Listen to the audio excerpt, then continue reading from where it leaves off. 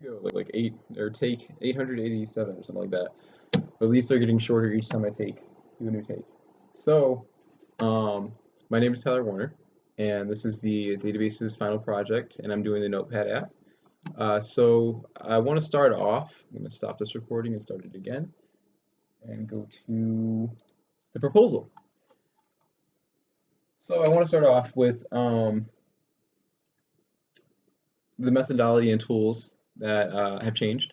So I'm not using automated testing anymore. I don't think I'm going to have the time to implement that. And I've done things with Jest, but I haven't touched Mocha, so it's something completely new. And I feel like making tests for every function is going to take a little bit of time. Um, Other than that, specifications they mostly remain the same, except for I'm more so targeting just phones now. I feel like it could work with tablets, although I'm not really making a landscape view, and I feel like a lot of tablets do. People use them in landscape view, um, and it's only probably going to be in portrait view for right now. I may work on this afterwards to try and get it pushed up, and so like my dad could probably use it, I can use it. I could definitely benefit from it. But so uh, everything about the data set's the same, pretty much. Everything's the same. And the motivation's the same. My plan has changed, so a little bit my plan has changed. I was able to design the app. I have the database schema. I built the database, and the big thing that's changed is I want to have two apps now. So I want to have a front end app with React, and then I want to have a sort of back end logic API, and then so the three tier system that we talked about in class instead of a two-tier. At first, I was going to try and bake in all the database queries within the React app, and not really send any HTTP requests between the two, except for that's not an HTTP request going to the database. I don't think. No. Um, but yeah, so that's what's changed. Focusing on displaying the app is going to be next, and kind of all these things are definitely going to be pushed to 1 week. Hopefully, I can make it, but we'll see. I probably won't be working on styling until like the end of the afterwards. Um, Although I do have my mock-up, which is going to be the next thing I wanted to show you. And the things I want to change with this one, that's probably going to change in the next one, like change when I start building the app. These categories, the search bar and the categories are going to be underneath the notes right here.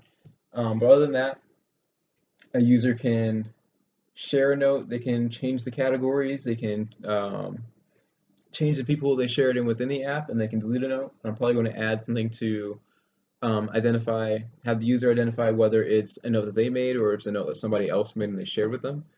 That's probably going to just be using a color. I'm thinking orange for notes that they made, so matching the whole color scheme, and purple for the notes that they're sharing or that somebody else shared with them, so they didn't make. I want everything to be really accessible, so they can just add a note right here, um, add the title, add the note, add a category, change the date, change the time, and change the people who they share it with, and they can add a note with this button right here. Not too worried about making this in HTML, so that's why I'm kind of like hoping that React is like a smooth transition to learn or a smooth framework to learn. Probably gonna make these buttons bigger at the bottom. I feel like they're not really that noticeable. And from the feedback I've gotten, I don't think the categories list. I think making it probably um, at the bottom will probably help people identify what these shapes mean as a button. The fact that they're categories. So the next thing I wanted to show you was the database diagram. I've got this for a couple times. So I made this on a piece of paper and it translated pretty well, although I had some issues with learning MySQL Workbench and getting the database set up in there. I wanted to make sure that the relations were were correct and kind of being satisfied whenever I put something in a database. So users to shared, users to notes. Um, a note can be shared to multiple users, and multiple users can share a note. It's a many-many relationship. Um, but owners, one user can own multiple notes. So that's a one-to-many relationship. That's, I believe, this one. No, that's shared users. This one's the owner. And although I want to implement images later on, I don't think I'm going to get to it right now because that involves. I'm planning on having it in a Amazon bucket. So yeah, it's not going to be in this project or this timeline, but maybe later on. I have everything on GitHub too as well. I'll probably put a link to my GitHub repo in the comments section of the post on Blackboard. I made everything. I didn't really make everything in the ER diagram, but I made everything at first in the MySQL model, and then I figured out there was an ER diagram, and it made it look a lot easier to kind of visualize and get everything down as far as relationships. So I do have some example queries to just kind of add stuff. And so I added the existing values, except for this one, the categories I changed afterwards, the way how they're handled. And so yeah, now we can go into actually testing the API. Gone through this a little bit, so um, we're going to close all of these, and we're going to just open up the ones that I had saved. And after this, we're going to talk a little about the code and the roadblocks I ran into, or the code. So first thing, getting status of the server, so just pinging it. That works. I guess I can stop the server and start it again. So this test hit. Yeah, someone terminate, and let's go back up to no line. Oh wait, oops. The whole point of stopping the server was so I can. So the server stopped again. Okay, I can show you that. There you go. Let's start it up again. Success. You can add a user, so I remove the user again. And let's add test user Jeremy Cunningham. All the passwords are being stored right now. They're being stored, they're being encrypted using bcrypt, and the user, you can log in using a JSON web token, which contains the ID, the user, and the role of the user. The ID, the user email, and the role of the user. To kind of authorize. So it says my monitor is about to turn off to save energy. Cool. And so that's good. So we were able to add a user. Jeremy's user number 7, or at least he has the ID of 7. And when we try to log in as Jeremy, we get a bearer token back. Login successful. So authorization isn't needed to log in. Authorization isn't needed to add a user, and I want to figure out how to prevent people overloading the server. Right now, only administrators can get all nodes. So right now, I'm using a bearer token for my own user, I guess I made earlier, who's an admin. If I go to users, you can see that I'm an admin. And if I put in the bearer token I got from Jeremy's user, I won't be able to view all nodes. Unauthorized. Although this works for this one, I'm going to have to implement this again in some other endpoints. I have notes on that because I've done this before. And so if I add a note, I can add a note using Jeremy's email and Jeremy's bearer token. One of the things I'm going to have to check for, I'm pretty sure, is um, making sure that the note's owner lines up with the bearer token email. So I just added a note, and it's note number 12, and then we can go back to get all notes if I'm not still unauthorized. There we go. You can see note number 12 is there, shared users, categories, test is in there, and everything. Now let's go on to modifying a note, and let's modify this note. I'm pretty sure it already has testing in there, but let's do this as test.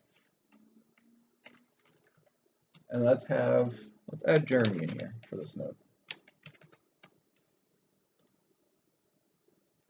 Oh, great.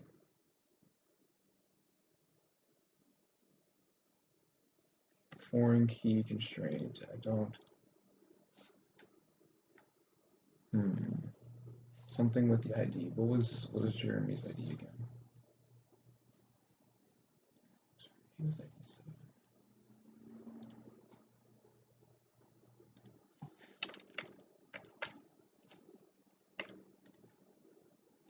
That worked. I guess there was a. I'm pretty sure number 4 wasn't in there. Person number 4 wasn't in there. So that worked. And so this note should just be shared to Jeremy now.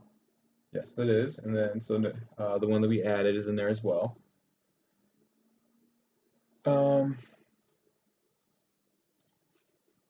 Getting notes for a specific user. This is another thing I had to note. Put down is that right now any user can get the notes for another user, and I'm going to have to do some more authenticating for that, authorizing for that, not authenticating. So these are all the notes that me, user 1, has available to them, whether it's other people shared them to me or I made them. That's what the shared is, and yeah, and the users that it's shared to. So if I go to user 2,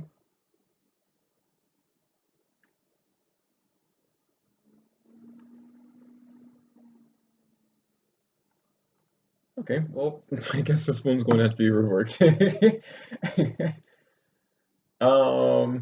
I'm going to have to put that in a note. All notes are just returned. Return for notes / user ID.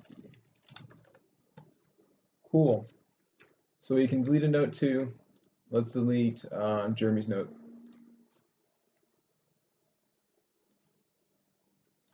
This definitely works. And I'm not sure if other people can delete his note. So let's actually try. Nah, we'll test it after, but you can delete a note. And really, this doesn't matter. It's going to be tested with Joy. The payload is going to be tested to make sure that it's a whole note coming in, to make sure that nobody's just going around randomly putting in IDs and deleting a whole bunch of notes.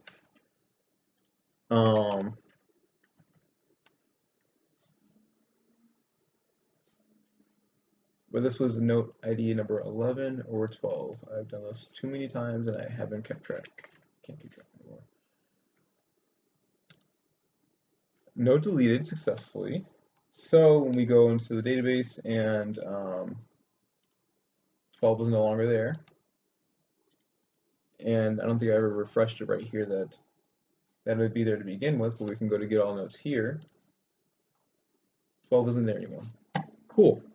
So that's it for testing the API endpoints. And so now we can go through a little bit of the roadblocks that I had for the code. The first one was error handling. I didn't really know how to handle errors.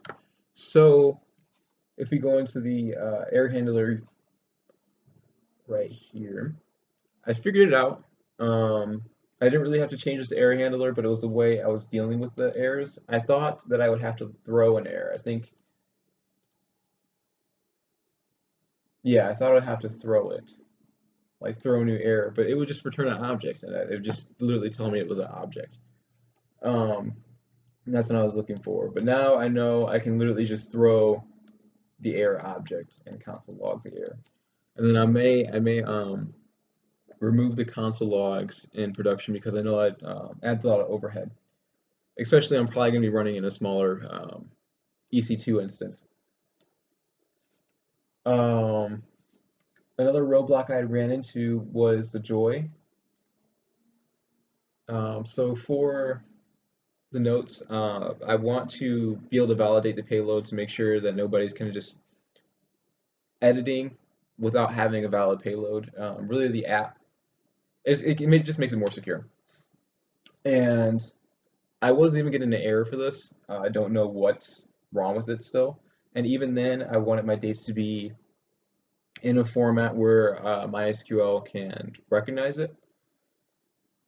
So I haven't really gotten that to work, at least for the notes. Although for authentication and authorization, I was able to use a schema for yeah, authentication authorization. Other than that, the only other really small little roadblock that I went to was using transactions. I don't know why it opens note service on the other end. I didn't know how to really use transactions with Connect. I haven't really done that before, but I was able to figure it out pretty easily. I think yesterday or the day before that, and it all works. The question that I had before, and I think this is, I'm not going to rewrite all this in raw SQL anymore. But the question that I had before was more so using these functions. Would you rather have me do it in raw SQL? But I'm kind of low on time, so this is gonna have to do. And yeah, and that's it for the app. Thanks for watching.